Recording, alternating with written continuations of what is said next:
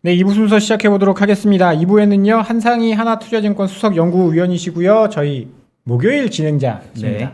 스텝스에서도 많이 보셨을 거고요. 어서 오십시오. 안녕하십니까. 어서 오세요. 네. 오늘 오랜만에 시장도 예. 올랐고요. 네. 그런데 시장이 계속 올라갈까? 이런 고민들 다 하고 계실 거예요. 네, 네. 오늘 그러면 오늘 시장만 봤을 때 어떻게 보셨는지. 오늘이요? 네, 오늘 시장만 봤을 때 어떻게 보셨는지 한번 궁금하네요. 네. 네. 그러니까 오늘 제가 좀 의미 있게 봤던 건, 전 물론 네. 미국을 주로 커버하고 있지만 네. 코스닥이 많이 오른 거를 조금 그래도 긍정적으로 평가를 해보고 싶어요. 왜냐하면 주식을 하는 사람이 보수적으로 얘기하는 거는 되게 돈을 잃는 지름길이라고 저는 보기 때문에 기본적으로는 긍정적인 걸 찾는 게 제일 중요하고요. 네. 오늘은 코스닥이 거의 5% 가까이 오른 것 같아요. 네. 제가 보니까. 네. 그리고 뭐 업종을 가리지 않고 중소형주가 많이 올랐고, 그리고 외국인이 엄청나게 많이 샀고, 물론 그동안 뭐 엄청 팔긴 했지만. 네. 근데 이게 미국 시장을 보게 되면은 지난 며칠 동안 미국 시장이 되게 많이 왔다 갔다 했잖아요. 어저께는 변동성 많이 엄청 컸죠. 오르고 네. 전날에도 빠지고 이랬는데, 중요한 거는 그 기간 동안에 미국에서 중소형주가 계속 아웃퍼폼을 했어요. 어제도 중소형주가 많이 올랐고요. 빠졌을 때도 덜 빠지고 그랬거든요. 너무 하루 데이터 갖고 얘기하긴 그렇지만 뭔가 그래도 중소형주가 대형주에 비해서 위험 자산이잖아요, 주식에서. 네네.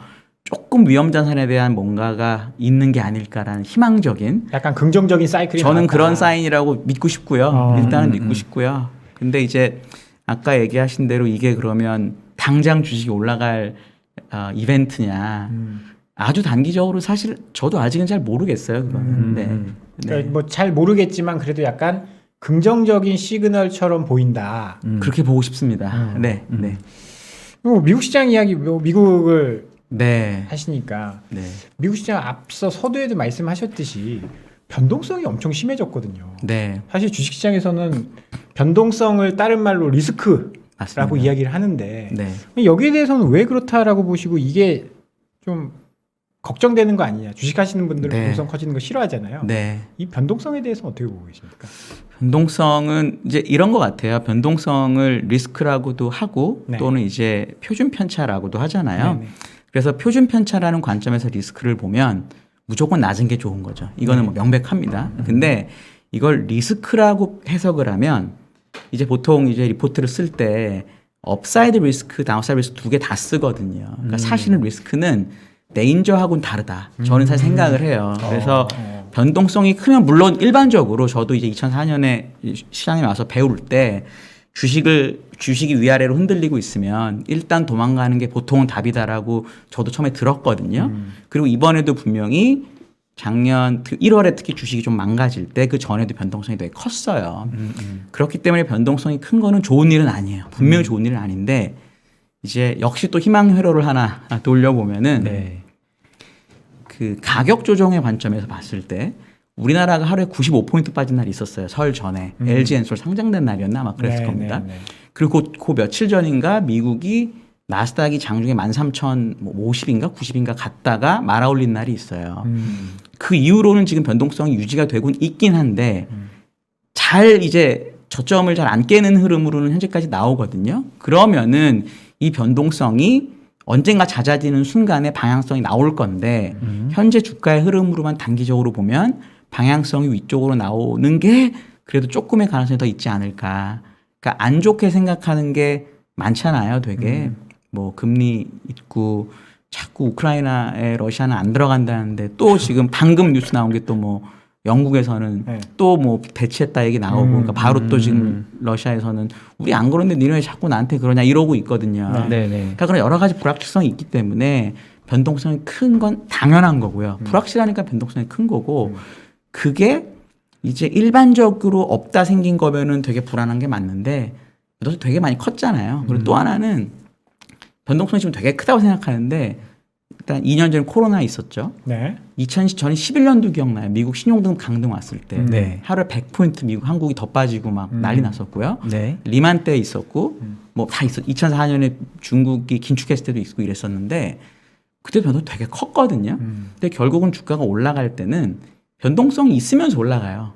그냥 이렇게 올라가는 걸 저는 한 번도 본 적이 없습니다. 그래서 뭐 떨어질 때도 많이 떨어지면 올라갈 때도 많이 올라가요. 변동성이 항상 크잖아요. 네네. 특히 이제 직접 매매하시면 더 잘 아실 텐데 그래서 변동성이 큰 건 안 좋다고 저도 배웠어요. 너무 맞는 말씀이신데 그걸 갖고 무조건 안 좋다.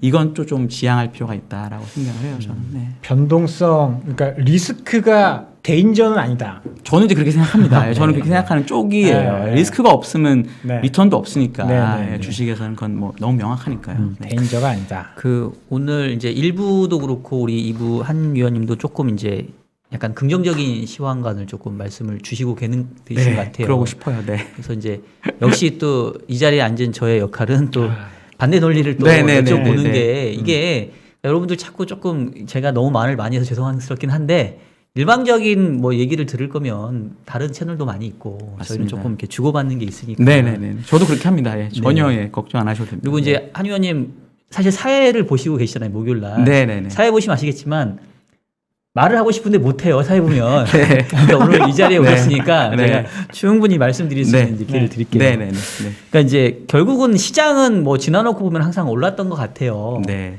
아까 이제 제가 미국 시장도 뭐 1980년대 이후에 계속 올랐다고 말씀드렸는데 네. 근데 이제 저희가 항상 지금 우리 박 팀장님 질문하셨을 때 그 시장 참가자가 고민에 빠지는 거는 지금 변동성이 커지고 있는데 이게 이제 이러다가 잠깐 흔들리다가 다시 갈 건지 네. 아니면 과거에 횟수는 많지 않지만 정말 뭐 반토막 뭐 몇십 네. 프로 조정받던 격이 네. 있으니까 혹시 이번에도 그러는 거 아닌가라는 항상 그 혼란에서 오는 거잖아요. 네. 그래서 이제 어떨 때는 그냥 조정이 단계에 그치고 올라가는 장, 어떨 때는 정말 심하게 조정이 올 수 있는지 이제 그거를 저희가 발라내려고 이제 노력을 하는 그렇죠. 거겠죠. 그렇죠. 그래서 한 의원님이 오늘 이제 제목 잡아주신 게 자산 시장의 피크아웃이 쉽게 오지 않는다라고 네. 말씀 주셨는데 네. 그럼 네. 저는 거꾸로 질문하고 싶은 게 네네. 그러면 자산 시장의 피크아웃은 언제 오나요? 네. 제가 그래서 그거를 좀 생각을 해봤어요. 근데 역사적으로 한 100년을 딱 놓고 보면은 네. 네네. 미국 시장 기준으로는 10% 이상의 조정은 13개월에 한 번쯤 왔습니다. 일단 13개월에 10%의 한 번. 조정. 굉장히 자주 왔네요. 굉장히 자주 왔습니다. 저희 까먹고 있는데 작년 2월에도 나스닥이 15% 빠졌었습니다. 네, 작년 2월에도. 네. 물론 S&P 그렇게 안 빠졌지만 1년 만에 이런 일이 있는 거고요. 그 100년 동안 진짜 그러니까 저는 자산을 그러니까 기본적으로 돈의 가치는 계속 떨어지잖아요. 명목 화폐이기 때문에. 그렇습니다. 이건 예. 뭐 100몇 년의 역사가 얘기를 해주고 있는 거고 그래서 어떤 돈을 투자해서 뭔가 자산을 샀을 때 그 자산을 파는 결정을 하려면 어떤 경우만 팔아야 되냐면 이게 정말 50%씩 빠질 것 같고요. 1번. 2번은 그게 회복되는데 오래 걸릴 것 같을 때. 요 두 개가 맞물렸을 때만 팔아야 돼요. 그게 이제 대공황 직전이었을 거고요. 그 다음에 70년대 오일 쇼크 때 한번 그랬었고요. 그 다음에는 이런 일이 사실 없었어요. 블랙 먼데이도 빠졌다 금방 올랐습니다. 사실 한 3, 4개월 만에 올랐어요. 그 다음에 온 게 2001년에 IT 버블이고 네. 그리고 2008년 리만. 예, 요렇게까지예요, 사실. 예, 맞아요. 코로나도 금방 회복됐으니까 사실은 아니죠. 잘 생각해보면 그때 뭐 어떤 일이 있었는지 잘 봐야 되는데 29년에는 그전 10년이 진짜 좋았습니다. 광란의 20년대라고 하죠. 그 위대한 개츠비에 보면은 애들이 술 먹고 노는 게 일의 끝이에요. 모든 게 계속. 정말 와 이렇게 경제가 좋아도 돼? 이런 느낌이 있었고요. 그리고 기업들이 정말로 경제가 좋다고 느꼈기 때문에 투자를 정말 왕창 했습니다. 네, 그 대신에 정부는 부채가 없었죠. 왜냐하면 그때는 근본위제였기 때문에 뭐 늘릴 일이 없었죠. 물론 그러다가 2차 세계대전 늘긴 했지만 그런 상태였어요. 그러다가 생각보다 수요가 안 생기면서 이제 경제가 망가지고 그거를 그 당시에 있는 중앙은행들은 어땠냐면 근본위제라고 하는 게 약간 뭐랄까 성스러운 거였어요. 그걸 깰 수 없었던 거죠. 그러니까 지금처럼 많이 대응을 못했고 오래 갔습니다. 그리고 전쟁은 빼죠. 전쟁까지 얘기하면 너무 심하니까. 네. 그리고 쫙 괜찮다가 오일 쇼크가 와요. 근데 오일 쇼크 때도 사실은 오일 쇼크 때문에 왔다고 생각하지만 그 전에도 10년이 너무 좋았어요. 10년씩 50년부터 69년까지가 정말 좋았습니다. 사실은 그리고 베트남전하고 이러면서 꺾였다고 생각 주가는 좀 더 갔거든요. 그때 생각해 보면은 60년대가 언제냐면 그 비틀즈의 LSD라는 노래가 나와요. 그러니까 그때는 마약이 제목이어도 괜찮았어요.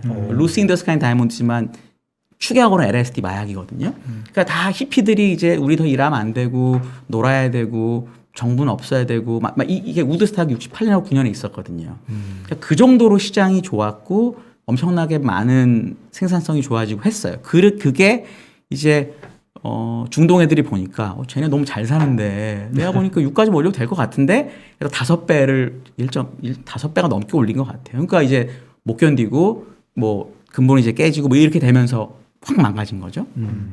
그리고 이제 쭉 오르죠. 그래서 이제 중간중간에 뭐 빠진 게 있어요. 80 초반에도 좀 빠지고 87년에 물론 많이 빠지고 이랬었지만 제가 얘기한 오래 걸릴 회복은 아니었거든요. 한 1년 버티면 왔었으니까. 그러다가 2001년에 이제 주가가 제대로 빠져요. 그리고 그때가 지금이랑 제일 비슷하다라고 걱정을 많이 하세요. 왜냐하면 2008년하고 다르다고 생각하시는 분들이 많은 이유가 2008년 먼저 할게요. 2008년은 가계가 아주 부실했다. 왜냐? 집을 막 돈을 너무 빌려서 많이 그렇죠. 사고 거기다가 금융기관도 부실했다. 왜냐하면 가게한테 돈을 빌려줘 놓고 그거를 자기네 BS에서 없애기 위해서 파생상품을 해갖고 은행끼리 돌려 판 거예요. 너 사고 나 사고 너 사고 나 사고 막 이렇게 해갖고 했더니 네. 한쪽에서 그 돈을 못 갚는 순간 다 망한 거거든요. 예. 지금은 은행들이 너무 건전하고 미국의 가계부채 비율이 80%가 안 돼요. 저축률도 높고. 그러니까 가계나 금융기관이 부실한 것 같지는 않다. 이렇게 생각을 하는 것 같거든요. 저도 그건 동의해요. 그래서 이제 남은 하나의 예는 2000년에 이제 IT 버블인데 그럴 가능성은 분명히 있어요. 왜냐하면 나스닥이 사실 빠진 게 없고 그리고 그때처럼 밸류에이션이 비싸다고 사람이 느끼고 그리고 분명히 나스닥이 다른 그 지수보다 많이 올랐고 그러니까 공통점이 되게 많아 보이거든요. 근데 제가 이제 요즘 얘기를 하고 다니는 거는 공통점도 있는데 다른 점도 있다. 뭐냐면 나스닥이 언제 그렇게 그러니까 저는 나스닥 자체로만 보진 않고 S&P 500 대비 오른 걸 그려봤거든요. 네. 근데 나스닥이 천천히 오르다가 98년 말부터인가 S&P 대비 완전 이렇게 솟아요. 네. 2배 이상 오릅니다. 그래서 그 기간 동안에 나스닥이 88%가 오르고요. S&P는 딱 2% 오릅니다. 네. 그러니까 그 정도로 나스닥이 좋았었던 거예요. 그거를 지금 뭐랑 비교할 수 그래서 이제 버블이 해소가 안 된 거냐? 저는 아크 ETF의 주가를 봐야 된다고 생각해요. 아크 ETF는 작년 2월이 고점이었습니다. 그리고 S&P 대비 아크 ETF의 주가를 이게 며칠 전 리포트 쓴 거라 말해도 되는데 그려보면은 S&P랑 저번에 나스닥이랑 똑같아요. 그리고 어디까지 빠졌냐? 그때 나스닥이 S&P 대비 빠진 거 정도까지 지금 가격은 빠져 있습니다. 그러니까 기본적으로 버블 해소 과정이 없었다라는 얘기는 제가 굳이 반론하면 아크가 그 역할을 했다. 1번이고요. 2번은 그 당시 상위 10개 기업의 밸류에이션을 제가 조사해 봤거든요. 109배입니다. 평균이. 뭐 야후가 400배짜리 뭐 이렇게 하지 어쨌든 109배예요. 금리가 2000년 말에 5.2%였고요. 10년물이 평균 6%가 넘었습니다. 네. 그러니까 일드갭이라는 개념으로 하면 마이너스 5%인가 이래요. 그러니까 뭐 말도 안 되는 밸류였죠. 지금은 평균 P가 상위 10개가 35배 정도 되고요. 금리는 2%예요. 그러니까 아직은 일드갭이 플러스라는 거죠. 그런 차원에서 지금의 나스닥 기업들하고 그때 나스닥 기업은 밸류에이션 자체가 다르다라는 게 두 번째고요. 세 번째는 그때 나스닥을 많이 빠지게 했던 또 하나의 이유가 그 분식회계였어요. 엔론, 월드컴 이런 게 있었거든요. 그때 어떻게 분식을 했냐? 엔론은 자회사 만들어서 뭐 팔고 매출 올리고 뭐 이랬단 말이에요. 그런 식으로 많이 했었고 월드컴은 통신회사니까 통신 빠터치고 예를 들어 우리가 지금 KT랑 뭐 LG가 자기네 회선을 바꿔 팔고 이렇게 했었단 말이에요. 그러니까 그게 나중에 그게 돌고 돌다가 이제 경기 꺾이니까 이제 다 무너지는 거잖아요. 지금도 그렇게 하고 있을지도 모르죠. 저희가 어떻게 알겠습니까? 근데 이제 제가 이제 애널리스트 하면서 배운 거는 기본적으로 현금 흐름표를 가지고는 분식하기 힘들다라는 거예요. 물론 이제 옛날에 대우 때처럼 뭐 CD를 종이로 사가지고 막 금고에 넣어놓은 다음에 여기 있지 않냐 이렇게 해서 분식할 수도 있는데 지금 이제 아닐 것 같거든요. 저는. 그러면 이제 그런 분식에 대한 우려도 없는 거라서 네. 좀 다르지 않나?라고 저는 지금은 믿고 있어요. 네. 뭐 말씀을 들어보니까 몇 가지는 조금 걱정되는 부분도 있어요. 뭐 나스닥이 당연히 있죠. 당연히 나스닥이 있죠. 꽤 오랫동안 2008년 이후로 꽤 오랫동안 계속 당연히 올랐잖아요. 있죠. 네네. 그런 부분들 과거에 네. 10년 동안 좋았다가 네.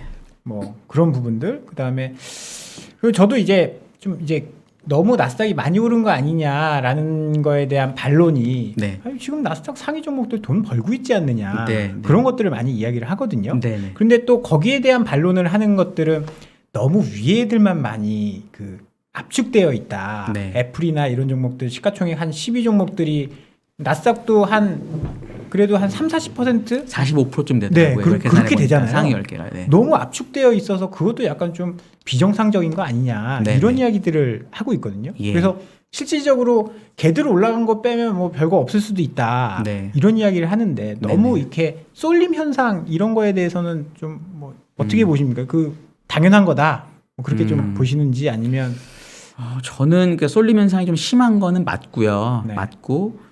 근데 이제 저희가 지수가 무너지는 걸 예를 들어 뭐 제레미 그랜섬이 2,500 간다 그러고 뭐 막 되게 무섭게 말을 하잖아요. S&P를. 근데 그러려면 뭐 더 잘 아시지만 상위 업종이 망가지기 전에 그렇게 빠질 방법은 없어요. 그렇겠죠. 방법은 없어요. 네. 걔네들이 안 빠지는데 무슨 수로 50%가 빠지겠습니까? 근데 걔네들이 일단 워낙 강하기 때문에 지수 최소한 그럼 예를 들어 내가 너무 그런 종목 피킹이 어렵다고 하면 최소한 그런 지수라도 그냥 주식을 갖고 있는 게 나을 수 있다는 거죠. 걔네들이 무너지기 힘드니까. 그게 이제 첫 번째고 두 번째는 그 걔네들의 비중이 큰 거는 맞아요. 왜 커졌냐면 아까 말씀드렸던 대로 아크가 작년 2월 고점 대비 저점이 몇 퍼센트? 마이너스 63%였습니다. 테슬라를 빼 마이너스 70%였어요. 지금은 좀 올라서 55%긴 한데 그런 애들이 그렇게 빠진 거예요. 예를 들어 그 아크에 들어있는 게 이런 것도 들어있어요. 블록, 스퀘어 이런 것도 들어있고 뭐 팔란티오도 들어있고 우리가 정말 잘하는 종목들이 다 거기 들어있어요. 예를 들어 뭐 페이팔 진짜 유명한 회사잖아요. 반토막 났습니다. 그러니까 그렇게 보면은 이 상위 업체 돈 버는 애들 잘 간 거 너무 합리적이고 주식시장이니까 돈 못 버는 애들은 긴축 온다니까 빠진 것도 합리적이고 그러니까 시장이 자정작용이 없었다라고 말하는 것보다는 자정작용이 있었다. 아크를 통해서 아크든 그런 종류의 네. 주식들. 그러니까 걔네들은 어떤 특징이 있냐면 옛날에 IT 버블 때는 매출도 없었던 회사들이 많아요. 네. 얘네들은 매출은 있습니다. 매출은 있는데 이익도 있을까 말까 해요. 근데 밸류에이션이 너무 비쌌던 애들이 많은 거거든요. 그러니까 이제 그런 애들이 예를 들어 페이스북도 40% 고점에서 빠졌거든요. 40% 가까이 넘게. 네. 그러니까 그런 식으로 시장에서 자정작용을 통해서 좋고 나쁜 애들을 확실하게 갈라놨다라는 게 전 오히려 다행이 아닌가라고 생각은 해요. 그리고 요번에 또 장 빠진 기간에 미국에서는 에너지 주식이 20%가 넘게 올랐거든요. 근데 에너지 주식이 좋은 게 유가만 올라서 좋은 게 사실 아니라 실적도 진짜 잘 나왔어요. 배당도 엄청나게 주고. 그러니까 네. 상식적으로 움직였다라는 거죠. 반면에 그 미국에서 왜 소재주나 이런 걸 별로 안 좋았냐. 그러니까 뭐 안 좋진 않았지만 절대 수익이 나진 않았거든요. 왜냐? 미국 철강 가격이 지금 되게 많이 빠지고 있거든요. 그러니까 그런 게 알아서 그러니까 예를 들어 정말 주식이 많이 빠지려면 옛날에 제가 2004년에 입사했을 때 그때 동원증권이었는데 제가 선배님이 저한테 해준 얘기가 있어요. 저보다도 10년 선배님 지점에서 오신 분이었는데 상이야 이러면서 그때는 어땠냐 2000년에 어땠냐면 진짜로 아줌마들이 오셔가지고 코스닥 사주세요 이랬다는 거예요. 진짜로 정말 지점의 앞에서 전 그 얘기를 딱 듣는데 그 정도가 되면 이제 그런 일이 생기는 거거든요. 근데 지금은 그래도 좀 뭐랄까 분류가 좀 되고 자정작용이 있는 과정이기 때문에 그 정도의 이렇게 막 지금 망가지면 오래 걸리는 급락장일까라는 생각을 하는 거죠. 네.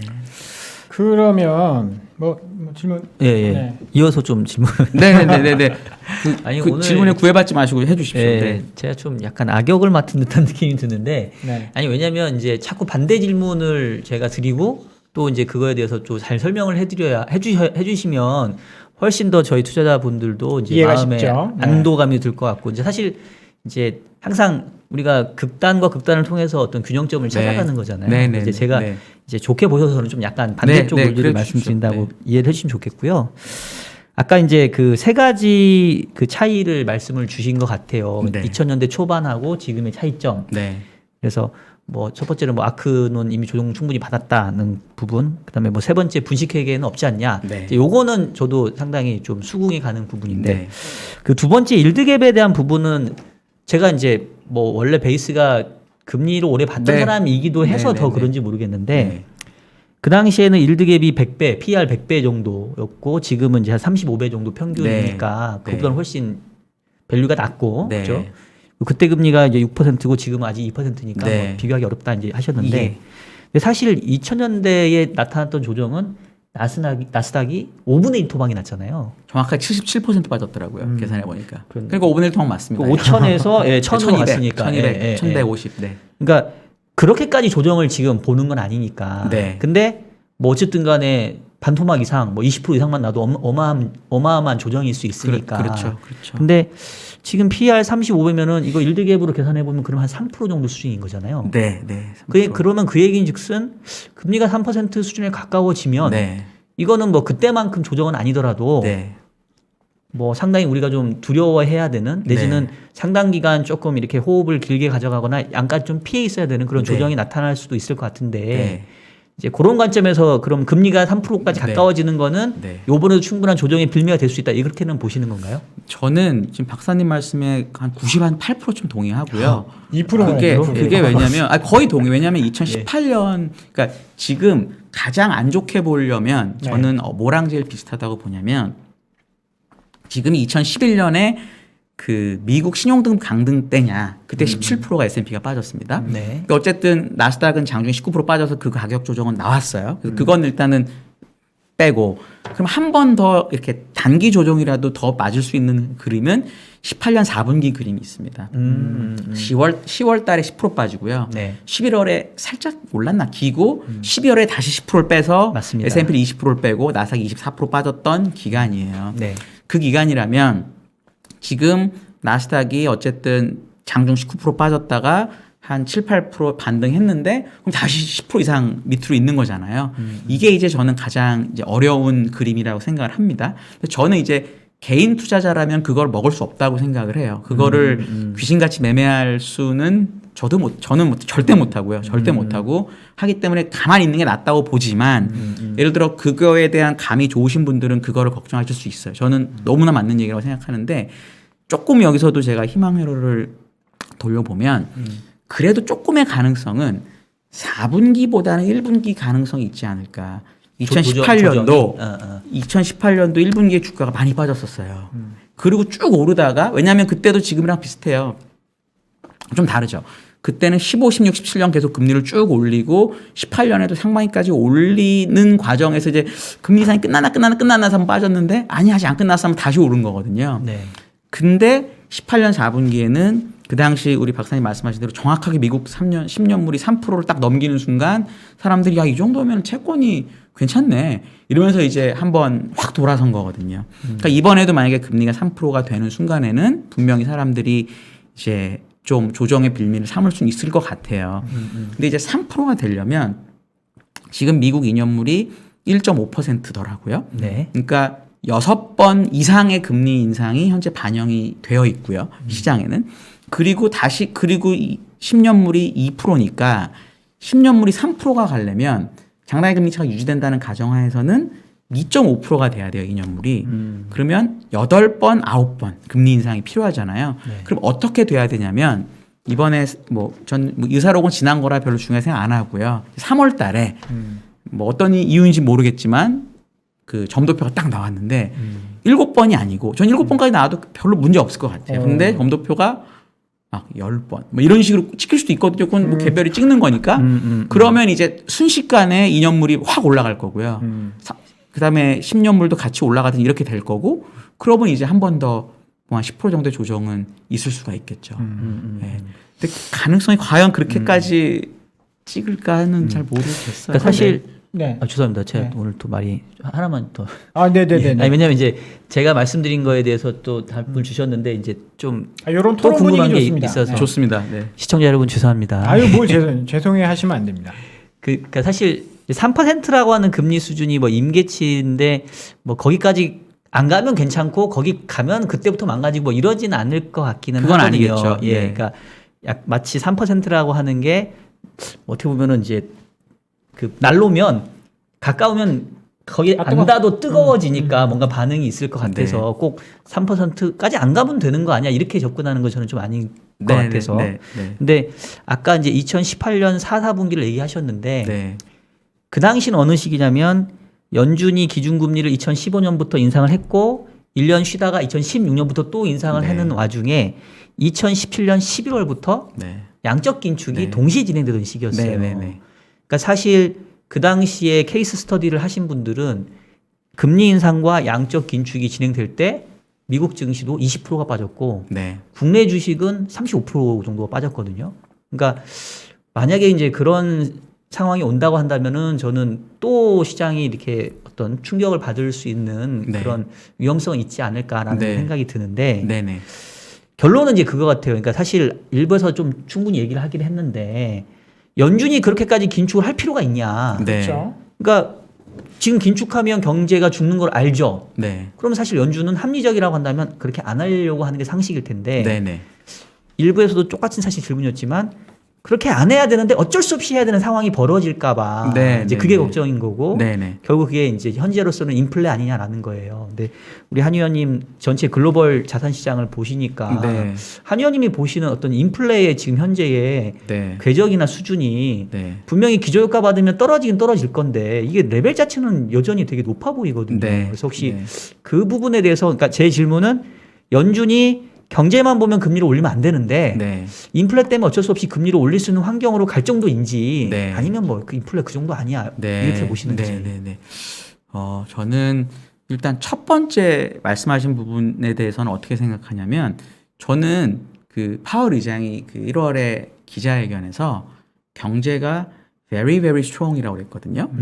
제가 이제 진짜 영어를 원어로 하는 옛날 보스에게 물어봤어요. 미국 백인 남성이 수많은 카메라가 있는 자리에서 그 정도로 말하는 건 어떻게 받아들이는 게 보통 맞을까요? 그랬더니 일반적으로 그 정도면은 아주 강한 확신이 있을 때 그렇게 얘기한다라고 저는 들었어요. 그래서 오히려 저는 어떻게 생각하냐면 금리를 그냥 3월에 좀 올리고 그리고 오히려 경제 전망을 나쁘게 주지 않으면 일단 사람들은 금리를 올리는 게 경제가 좋은가 보다 이렇게 받아들일 것 같아요. 오히려 그게 첫 번째. 그다음에 두 번째 인플레이션 부분은 전 그건 진짜 잘 모르겠는데 저는 그냥 페드가 공식적으로 말하는 문서를 믿는 편인데 2000년 12월인가 페드가 이제 PC를 핵심 PC를 그 물가 정책에 그걸 쓰면서 했던 그 얘기가 있어요. 자, 페드의 목적은 두 개다. 물가랑 완전 고용 두 개라고 하는데 결국은 그 이후에 바뀌지 않았거든요, 그게.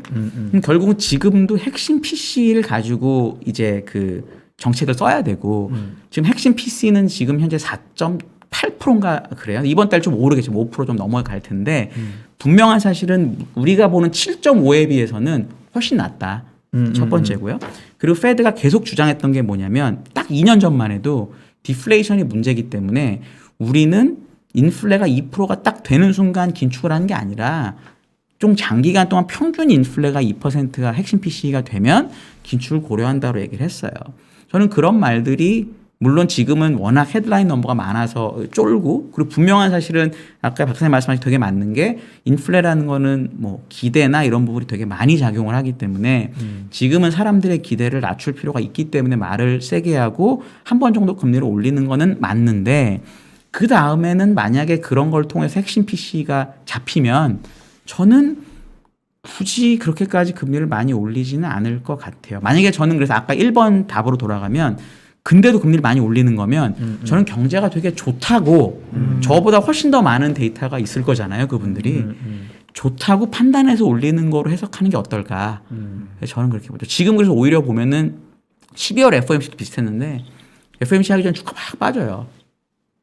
근데 그때 FOMC에서 오히려 금리 인상을 더 빨리 한다는 것처럼 얘기를 하고 테이퍼링 규모를 반으로 줄였잖아요. 네. 그러니까 그 다음 달도 주가 막 오르더라고요. 그러니까 저는 물론 지금은 또 갑자기 인플레가 많아져서 분위기가 바뀌었지만 그때 시장이 판단했던 걸 주가로만 보면 이 정도로 경제가 나쁘지 않은가 보다.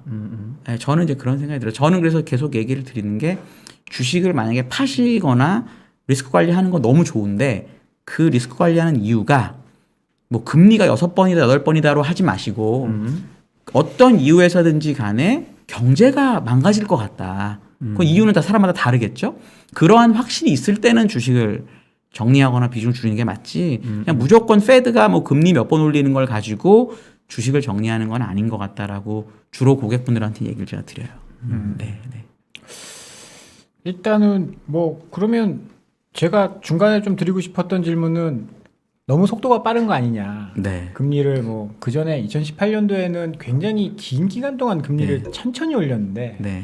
지금 나오는 이야기는 뭐 4번, 6번, 뭐 7번 이런 이야기가 나오니까 그렇게 되면 충격을 크게 받을 것 같은데라는 생각을 좀 이제 하는 사람들이 있는데 네. 이제 거기에 대해서는 그러면 문제는 없다라는 말씀이신 거죠. 이제 경기가 좋으니까 이렇게 올릴 수 있는 자신감이 있는 거지.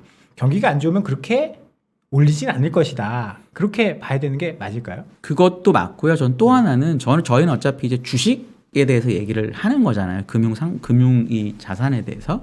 어쨌든 전 2년물 금리가 1.5%를 넘겼기 때문에 뭐 어떻게 프라이싱이 되는지는 저희가 모르죠. 근데 어차피 시장이라는 건 워낙 메커니즘이 정확하니까 저는 웬만한 자산 가격에 6번 내지 7번의 금리 인상이 반영이 됐다고 보는 거죠. 1.5% 된 지가 꽤 됐거든요. 그럼 그거에 맞춰서 다 사람들이 가격을 책정하고 정말 보이지 않는 손이라고 좀 상투적이긴 하지만 그렇게 해서 어느 정도 반영이 되지 않았을까. 그러니까 만약에 이번에 3월에 50bp를 또 올리고 시작하고 그것도 좀 괜찮을 것 같은데 만약에 이제 점도표를 딱 깠는데 한 3%쯤에 다 가 있으면 그러면 이제 원래보다도 지금 시장에 반영된 것보다도 서너 번이 더 반영되는 거잖아요. 그럼 그 부분의 충격은 있겠죠. 그건 당연히 있겠죠.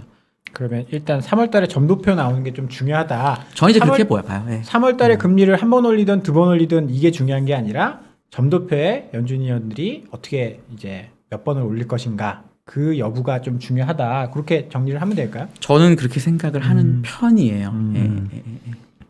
뭐 또 궁금하신 거? 이렇게 저희 어떤 얘기 할까요 했었을 때 조금 이렇게 코멘트 해주신 것 중에 부동산 시장도 있는데 네, 네, 네. 예, 뭐 사실 뭐 주식시장이 물론 저희 메인 관심사이긴 하지만 그러니까 최근에 지난 방송 때도 저 그런 얘기 드린 것 같은데 특히 국내 대출 금리가 되게 많이 올랐거든요. 많이 네. 올랐죠. 네. 저도 느낄 정도로. 네, 근데 네. 특히 또 우리나라에서는 작년 또 재작년 코로나 위기 이후에 돈이 많이 풀리면서 이른바 영끌 비투 뭐 네, 이런 게 많이 네, 진행이 네. 됐었잖아요. 네. 이런 상태에서 이렇게 빠른 금리 상승이 조금 부담이 되지 않을까라는 생각이 좀 들고 네, 네. 사실 이제 그 위원님은 미국 시장을 주로 보시니까 근데 과거에 네. 보면 미국 시장은 조정 별로 안 받았는데 네. 한국 시장만 조정 세게 받고 간 적들도 좀 있거든요. 많죠. 좀 있죠. 네. 결국은 그게 이제 내수 쪽에 뭔가 타격이 질 때 네. 우리가 네. 수출이 중심이지만 네, 네.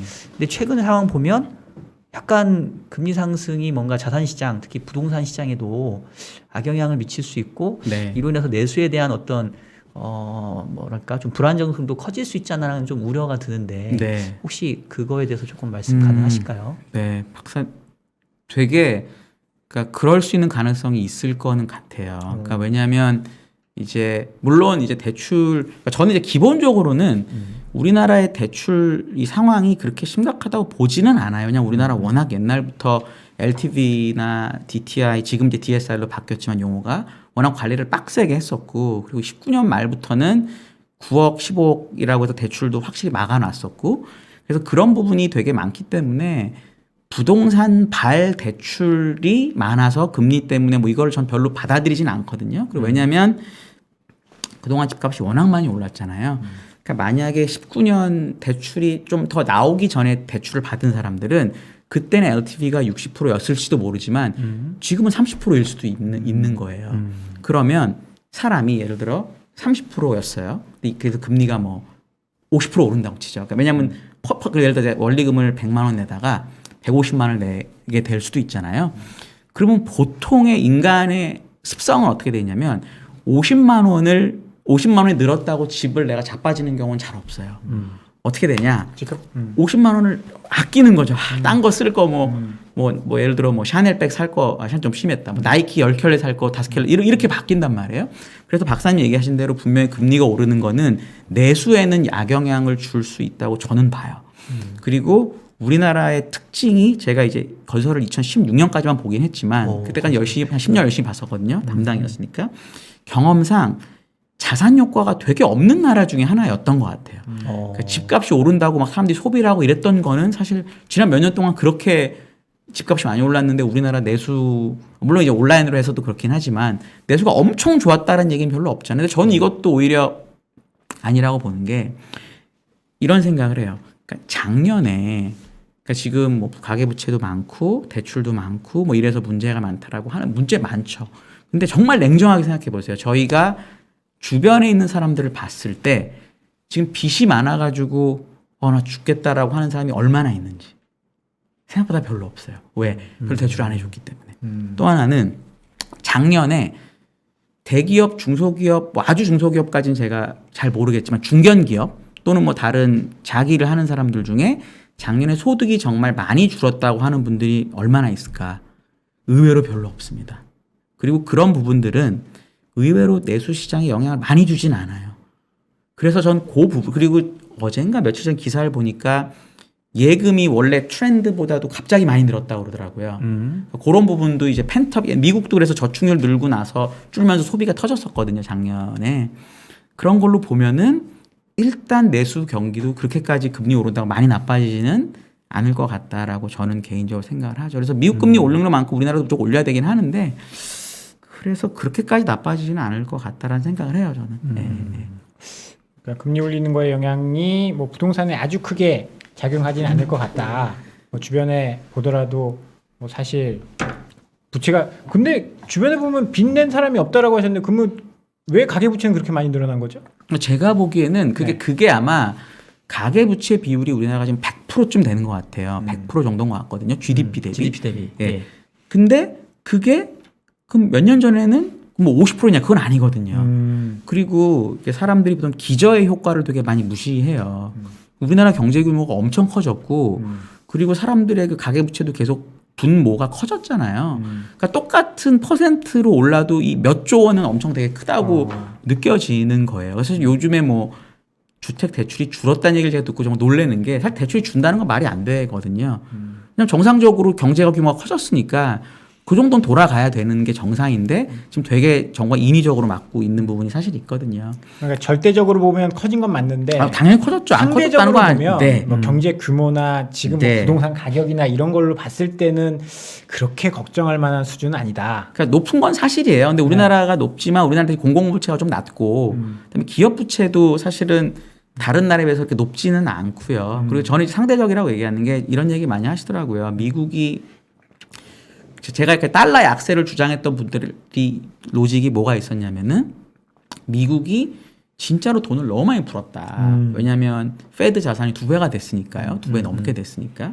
그래서 큰일 났다 이랬는데 제가 계속 얘기했던 게 뭐였냐면은 맞는 말인데 미국 GDP 대비 페드 자산으로 하면은 40%밖에 안 된다. 다른 나라 예를 들어 지금 ECB도 거의 9조 달러 가까이 돼요. 근데 ECB의 그 GDP는 미국의 3분의 2밖에 안 됩니다. 왜냐하면 ECB에는 EU이기 때문에 영국 이런 거 다 빠지거든요. 중국은 미국이랑 비슷하고 일본은 뭐 말할 필요도 없고요. 그러니까 모든 게 상대적인 거기 때문에 기본적으로 상대성의 관점에서 놓고 보면은 우리나라 부채도 물론 줄이면 좋죠. 그러니까 정상적으로 우리나라가 경제를 더 많이 발전시키고 그래서 분모를 더 키워가지고 그 비율이 떨어지면 너무 좋은데 이 정도 올라가는 속도를 갖고 너무 크게 막 걱정할 필요는 없지 않나. 저는 이제 그런 생각을 하죠. 이해가 네. 쏙쏙 되네요. 네. 이게 사실 많은 기사나 이런 데는 대부분 절대치 갖고 이야기하잖아요. 그러니까 몇 조 이런 거 되게 몇 조 무서워요. 늘었어. 예, 무서워요, 그러면 되게 무서운데 거기에 이제 과거에 어땠고 지금 규모가 어땠는데 이런 얘기는 잘 안 해주니까 네. 기사만 보면 사실 이게 약간 공포감을 조장할 수도 있는 거고 좀 객관적으로 생각하기는 좀 어려울 수 있거든요. 근데 이렇게 이야기해 주시니까 그러니까 기사 중에 사실은 제일 조금 잘못된 예가 뭐 가계부채가 역대 최고치를 경신했습니다. 그건 항상 맞는 얘기죠. 항상 그래야지. 왜냐하면 경제 사이즈가 크니까. 근데 이제 사실 최근은 저는 좀 그런 건 있긴 한 것 같아요. 왜냐하면 가계대출의 증가세, 증가율 자체가 네. 몇 년 내 가장 빠르게 진행됐던 시기 그거 중에 맞습니다. 하나였던 네. 거고 네. 그게 결국은 또 이제 B2나 영끌이라고 우리가 일컬어질 정도로 특히 2030 세대들의 네. 이 부동산 취득으로 많이 이루어진 것 같은데 네. 네. 이제 그런 것들이 이제 자산 가격 상승세가 계속되면야 뭐 문제가 네. 없지만 이제 그게 어느 정도 만약에 혹시나 막히게 네. 되고 네. 이제 금리에 대한 이자 부담이 생기게 되면 그거는 이제 나중에 되면은 결국은 소비 여력의 감소로 이어질 네. 수가 있잖아요. 네. 그래서 네. 이제 그런 부분에 대한 리스크는 혹시 없을까 뭐 이렇게 좀 한번 생각을 해봤는데 또 위원님 말씀 주신 것처럼 뭐 상대적인 부분들을 감안해 보면 네. 좀 이렇게 같이 구분해서 좀 볼 필요도 좀 있는 것 같긴 합니다. 이제 정리해야 될 시간인데요. 시간이 얼마 안 남았는데 마지막으로 지금 뭐 네, 시장이 네. 뭐 미국도 그렇고 우리나라도 그렇고 좀 조정을 받고 살짝 이제 들어올리는 상황이라서 네, 살짝. 이걸 더 믿고 가야 되는지 아니면 뭐 어떻게 해야 되는지 아니면 이제 또 떨어졌다가 올라올 때도 네. 시장이 바뀔 수 있잖아요. 그럼요. 뭐 그래서 이게 뭐 변화되는 모습들 최근에 뭐 미국도 리오프닝 네. 이런 이야기들 하고 있잖아요. 네. 이제 시청자 여러분들한테 전략 네. 한 말씀 좀 부탁드리겠습니다. 네네네. 아, 진짜로 너무 중요하지만 어려운 질문인 것 같아요. 저도 그래서 정답은 없는데 제가 그냥 요즘에 어떻게 말씀드리는지를 그냥 그대로 말씀드릴게요. 제가 계속 얘기 드리고 있는 건 지금부터 3월 FOMC까지는 기간 조정 정도로 생각하시고 대응해 보자. 그러니까 물론 큰 그림은 제목 그대로 자산 시장이 쉽게 꺾인다는 베팅보다는 물론 확률은 빼 꺾일 수도 있어요. 그러면 정말 죄송한데 그래도 확률적으로 역사상 확률적으로 보면 자산 시장이 오르는 쪽으로 생각을 하고 기본적으로 매매를 하는 게 승률이 높다. 그게 이제 제일 중요하고요. 근데 이제 단기적으로 보면은 지금부터 3월까지는 FOMC 전까지는 기간 조정이 되게 될 가능성이 높다. 왜냐하면 사실 1월 달에 저는 그 FOMC 반응을 전 잘 이해를 못했어요. 왜냐하면 분명히 성명서 나올 때까지만 해도 주식이 별로 안 빠졌었어요. 근데 Q&A 하다가 갑자기 그냥 박살이 나더라고요. 그래서 제가 그날 새벽에 회사를 갔어요. 이게 왜 이러나. 그래서 한번 봤어요. 뭐라고 했나 Q&A를 오랜만에. 자, 원래 안 그러거든요 요즘에는. 근데 어디서 빠진 것 같은 거 보니까 어떤 기자가 4번 올릴 거냐고 물어봤단 말이에요. 그랬더니 파월이 모른다고 그랬나? 뭐 그랬을 거예요. 모른다고 별 얘기를 안 해서 그러니까 사람들이 4번이 아닌가 봐. 보통 그러면 두세 번을 해석할 수도 있지 않아요? 근데 그러면서 주가 작살이 났단 말이에요. 근데 그게 당연한 게 또 특히 박사님 더 잘하실 건데 채권 하시니까 FOMC 1월에는 파월이 할 수 있는 얘기가 없어요. 왜냐? 점도표도 안 나왔죠.